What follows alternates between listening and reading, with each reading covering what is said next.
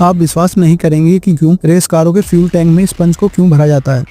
ज्यादातर लोग मानते हैं कि इंजन को ठंडा करने या वजन को कम करने के लिए होता है, लेकिन ऐसा नहीं है। एक नॉर्मल कार के टैंक इंजन ज्यादातर तेल से भरा हुआ खाली कंटेनर होता है, पर रेस कारों में ये अलग होता है। अगर आप एक रेस कार के टैंक को खोलेंगे तो आपको खाली टैंक नहीं दिखाई देगा, आपको यह येलो फोम के टुकड़ों से भरा हुआ दिखेगा जो किचन के स्पंज जैसा दिखता है। $1 करोड़ की रेस कार के टैंक में इतना सस्ता दिखने वाला स्पंज क्यों होता है? क्योंकि वो स्पंज 3 जरूरी काम करता है।